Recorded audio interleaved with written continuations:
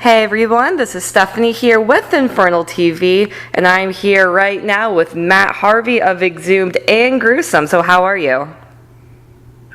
I'm doing all right, just getting the day started here in California, trying to wake up slowly, and since I'm like the only person in the world that doesn't drink coffee, and the first thing I'm putting in my body is an energy drink, which is disgusting.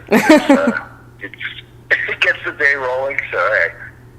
All right, all good. Well, let's just go ahead and start with some new Exhumed. Your Death Revenge is coming out in October, so I guess what information can you give right now? What all can you say about the album before it's released? Well, it's coming out October 13th on Relapse. It's a concept album about a series of murders that occurred in the late 1820s in Edinburgh, Scotland. And it was basically a story that kind of intrigued me.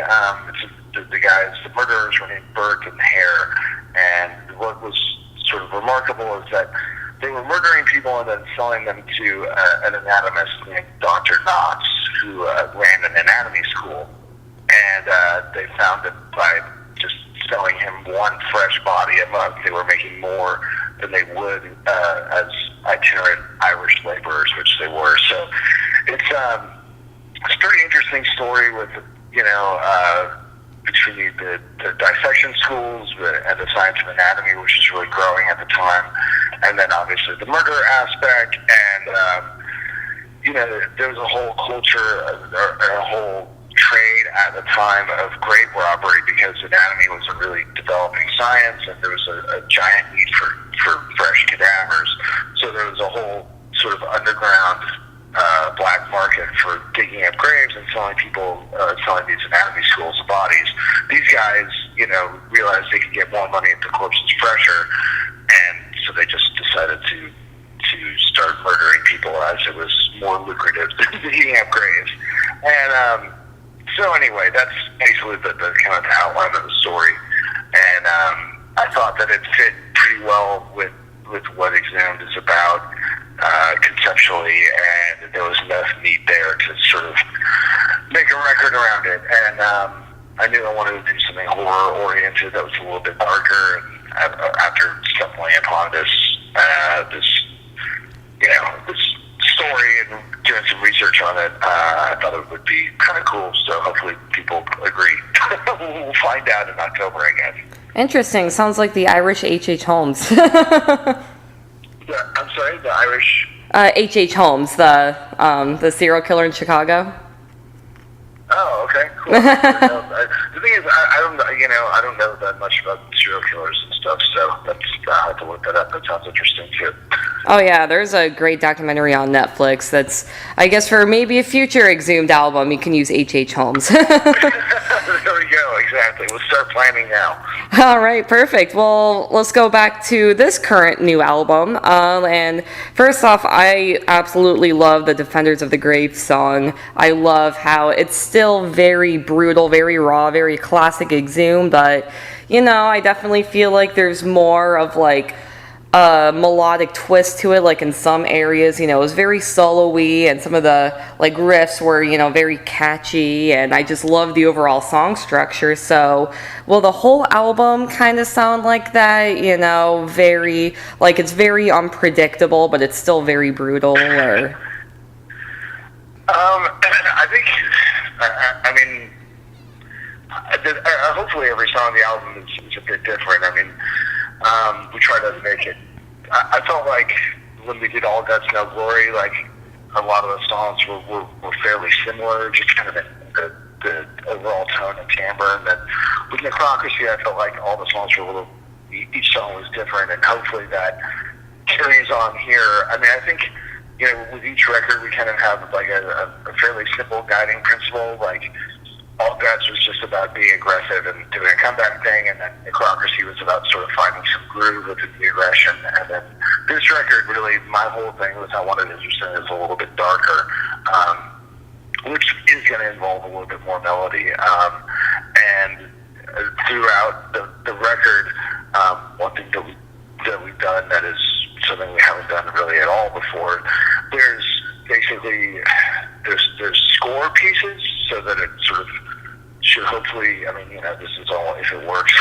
But if it works, you should feel kind of like you're watching a movie. Like the intro is kind of like it would be like the opening credits of a TV show or a movie, and then there's different interludes where there's this sort of symphonic film score element, not within the songs. The songs themselves are death metal songs, and then there's a couple different intros and stuff.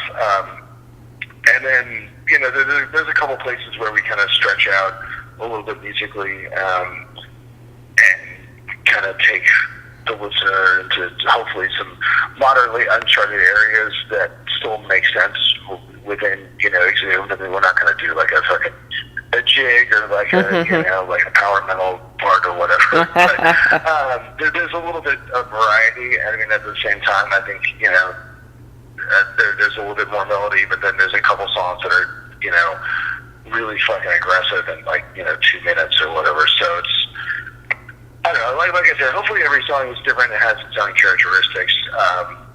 To me, it doesn't sound any more melodic than our other stuff, but other people have been telling me maybe it's more melodic, so maybe I'm too close and I don't know what I'm talking about. No, I mean, that sounds really interesting, though, that, as you're listening to the album, you're telling the story, and it's very similar to, like a movie score or, kind of like the soundtrack or the atmosphere when watching a film. So I'm really excited to listen to the album as a whole. Cool. And, I mean, even if you want to read the lyrics along with the music, I mean, I don't know if people still do that, and that's what I used to do when I was a kid, but if you sit down with the sleeve or the CD booklet or whatever, essentially after the first song, which is Defenders of the Grave, after the first song, then sort of Ross and Bud and I, all three of us are doing vocals, and the lyrics essentially are like character dialogue. I mean, obviously it's all written in a way that flows like song lyrics and rhymes. We're not just talking. But, so it's almost like it's like kind of like what King Diamond does, except he does all the different voices himself or whatever, but we, none of us are King Diamond, so we each do our own voice. All right, cool. Well, then let's just talk about your upcoming tour. I mean, a whole bunch of solid bands. You got Black Dahlia Murder, and seems like a really awesome package. So are you looking forward to the tour? Do you have any expectations or anything? Well, the only thing that the only sort of qualified for us is that we're only doing, I think, the 6 dates on the West Coast, which include the Knotfest thing, which should be interesting. I mean, we played a lot of bigger festivals in Europe, and I mean, we've done a couple in Canada, but I don't think we've done anything in the States on the scale of Knotfest, so that's going to be a little bit interesting. We'll see how that goes over. And we were bummed that we couldn't do the whole tour just because everybody in the band's schedule is like moderately complicated. We just weren't able to kind of get everybody in the same place at the same time. So we're just doing the West Coast dates, but we are working on putting something together that's going to cover a lot more ground shortly after that tour, which will be announced hopefully soon, as we're still in the stages of just getting it together. But it seems quite promising because we definitely want to go out and support the new record. And one thing that is cool about the Black Dahlia Suffocation thing for us, but maybe not as cool for the fans, is that obviously it's a big bill with a lot of bands, so our set time is going to be pretty short.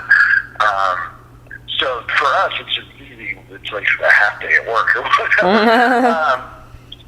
But when we go out on our own, we're going to be playing our own shows and be able to play a lot more stuff, because we have a fairly deep catalog and shit, and there's a lot of ground to cover with the new album, and also a lot of ground to cover with the old stuff, which we always like to play. One of my biggest pet peeves is when you go see a band and they just play the hits and 2 new songs, and then that's it. And you're like, fuck, but I wanted to hear some weird shit. So we won't be able to do that with Black Dahlia, but we'll be able to do that on our own. So awesome.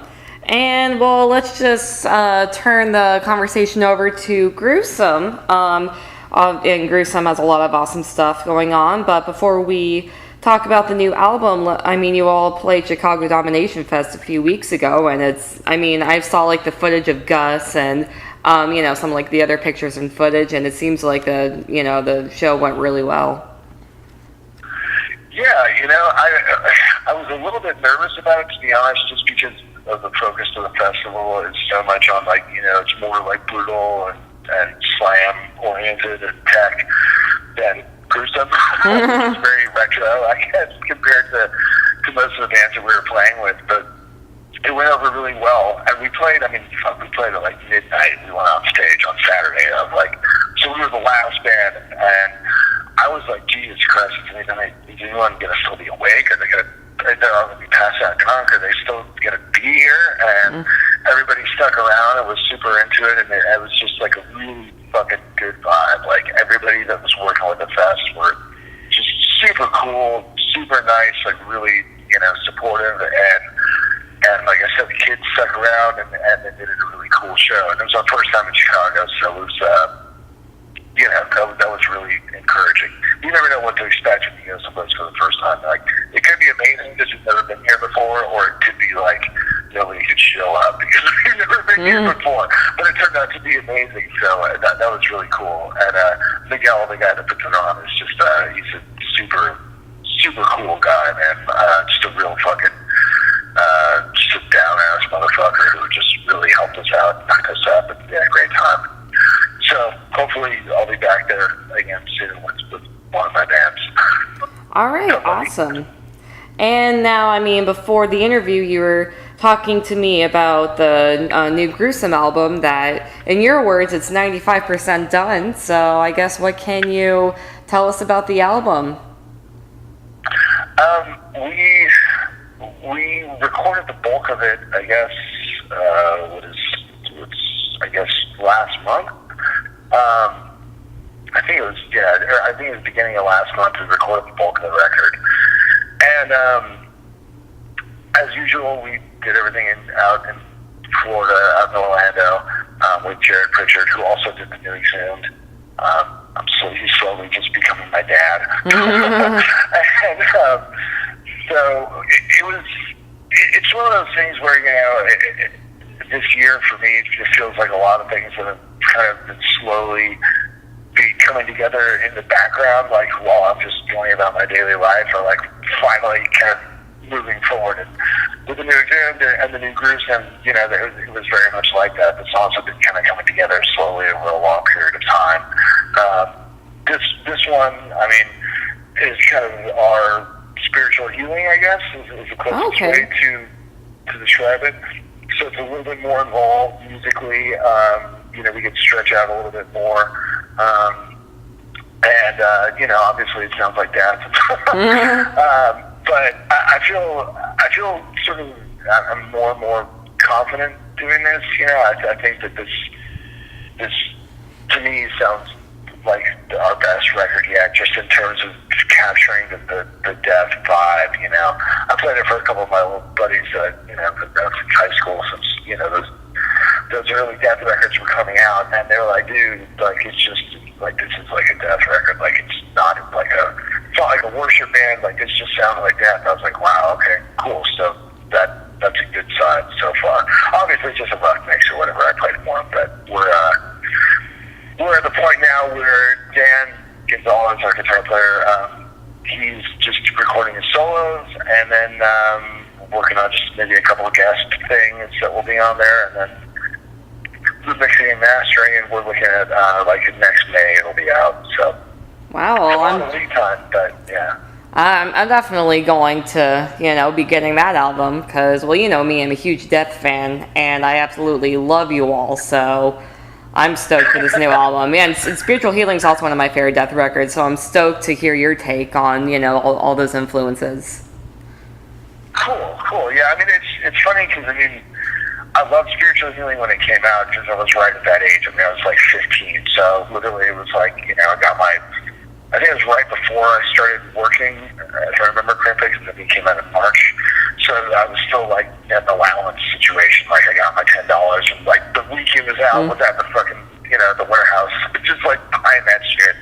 And I loved it at the time, and then for a while, for a few years after, I kind of thought it felt a little cautious because it's much more precise than Leprosy and Street Bloody Gore, and that kind of, I mean, I always liked it, but it kind of like, just sort of brought it down a little bit in my books. And then in recent years, kind of just going back and nostalgically listening to all that stuff that I listened to in high school, whether it was, Death or Obituary or Terrorizer or Carnage or Cancer or whatever, I kind of was like, yeah, the cautiousness and the preciseness of it was what was so new at the time. And that was something that just, again, helps Death kind of elevate the death metal genre just a little bit further, with each record. And so hopefully we've done that justice, and I think Dan is stoked because he gets to, kind of play some James Murphy type solos, which are some of all of our favorite solos. So it'd be quite cool. Awesome. Well, then let's just, I guess, go into you personally now. And it seems like you've had a busy year. Yeah, it seems like you've... Wait, what's that? Go ahead. Well, it seems like you've had a busy year working on material for 2 bands, and I mean, obviously you're also touring and playing shows with both bands, so what is it like, having it seems like 2 full-time bands, and then, like you mentioned before, you're still working and have a life of your own, so, I mean, how do you, I guess, find the time to, work on material for both these bands? Well, actually, technically, I also had a record come out with a band called Expulsion this year, which is something I did with Matt Olivo from Repulsion and a couple of our friends in SoCal. Danny Walker was on drums. He played with Exhumed, and he's played in Infernal for years, and Phobia, and then Menno Bravaden on bass, who was in Lightning Swords of Death, who's just like fucking amazing bass player. Anyway, but so technically, I guess I've recorded the Exhumed record, recorded the Gruesome record. The Expulsion stuff was older, and then I did a demo for my old school metal band called Pounder, and then we're working on a deal for that right now, and hoping to get in the studio quite soon to do a record with that. So I mean, I'm not trying to be correcting you or whatever. I'm just, but so it's definitely busy, and it's a lot of weird scheduling hassles. But I think sort of the advantage for the way that I do it is that most of the people that I jam with don't live in the same town as me, so I don't have to go to band practice every 3 nights a week, which I miss because I actually love going to band practice 3 nights a week. But at the same time, I think it's easier to sit and just write a song at home at this point than it is to get in the jam room and sweat out the details or whatever. So in that way, it allows things to move faster. And I'm also super lucky because the people that I jam with in whatever any of the projects that I'm doing are fucking rad musicians. They're really good players. I know, the vast majority of them are more savvy about recording and stuff than I am. And so between that, and of course, the fucking internet, you're able to just hey, I got a song, here's the recording of it, boom, and they have it a second later. And then they can make the changes and then send it back to you the next day. I mean, it's such an easy way to work, rather than, sitting in the rehearsal room for 4 hours and being do you like this drum fill? Do you like that drum fill? Do you like this riff? Do you like that riff? Or whatever. So, I mean, I'm very thankful for all the guys that I jam with and for the flexibility that sort of technology it really gives you. Because, I mean, to be in, 2 or 3 or 4 bands that are all semi-active. I mean, in the 80s, would have just been so much more difficult unless you were wealthy enough to own your own studio. And everybody was local, or else it would be a much slower, more tedious process. So, it's really nice that way.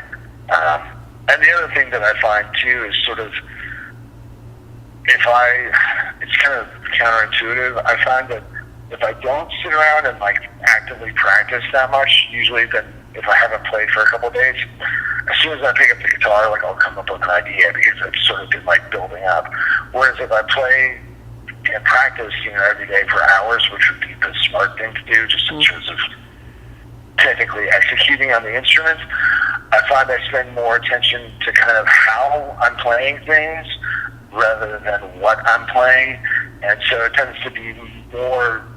It helps with technical aptitude, but it doesn't help me necessarily write stuff. Because usually, if I'll just take I'll just sit down and then like within 10 minutes, I usually have like half of a song, and then you're able to just move on from there and fill in the blanks or match it up with some other idea that I came up with some other time. Because I'm really big on like, if I come up with something, I write it out. I have like endless tablets or files of shit. So I always, if I come up with any idea that I think doesn't stink, then I write it down, and then I can come back to it later, and that's kind of how I'm able to build up a lot of material, I guess. All right, awesome. And now, I know that you mentioned that Exhumed has, something coming up later, but is there anything about next year that you can tease with, any of the bands that you're in? I'm sorry. It was just like the bad connection for just a second. Can you repeat the last part of that? Oh, it's all good. For next year, do you have any like tentative plans for any of your bands? I don't have anything in place for next year yet. I'm sure we're going to start lining stuff up though. With the new Exhumed record, we're going to need to go back to Europe, clearly. And, basically, I'm not sure because the stuff we're going to do in the States is going to be in the winter, obviously, like November, December time frame. So, weather permitting, we may not be able to kind of hit every place that we'd like to go. So, I'm sure we're going to have to get back out and do some more stuff next year, which is great. I love traveling and I love playing. It's like the worst day touring is, better than the best day working or whatever, So I'm sure it's going to be a busy year. And then with the Gruesome record scheduled for May, that's going to put us in a position to be quite busy as well. And it seems like with Gruesome, we've been very fortunate to kind of, due to the fact that we're all members of other moderately established bands, and that we're in the same style as a very established band, we've been able to kind of like leapfrog ahead of maybe where we should be at this point in our career and get some really cool opportunities that we wouldn't be able to get otherwise. So hopefully we'll be able to just continue to capitalize on that and stay busy. To me, I just like staying busy. I like to be writing something, recording something, practicing, working on playing shows or whatever. To me, right now, I feel like, I'm not a spring chicken, but I'm certainly not close to done yet. But I do sort of feel like there's